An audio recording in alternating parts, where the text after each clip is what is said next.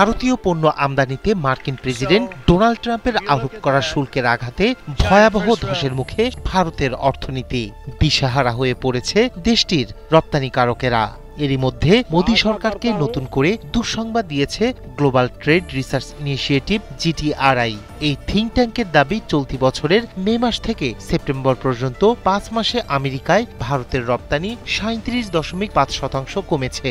সংস্থাটির তথ্য অনুযায়ী গত মে মাসে যুক্তরাষ্ট্রে ভারতের রপ্তানি ছিল $8.8 বিলিয়ন, আর সেপ্টেম্বর মাসে তা নেমে এসেছে $5.5 বিলিয়ন।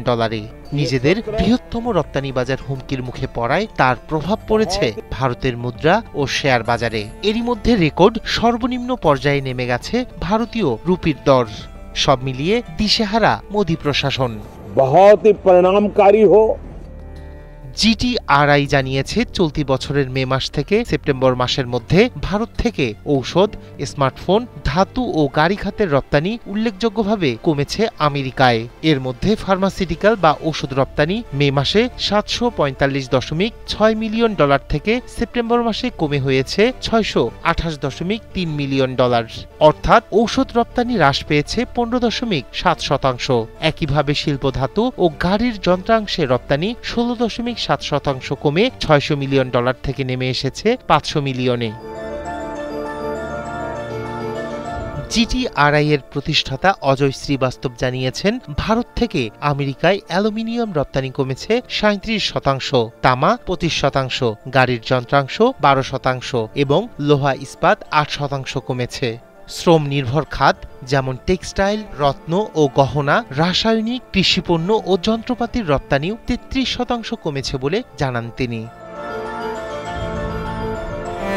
অন্যদিকে পোশাক ও বস্ত্র রপ্তানিতেও লেগেছে বড় ধাক্কা।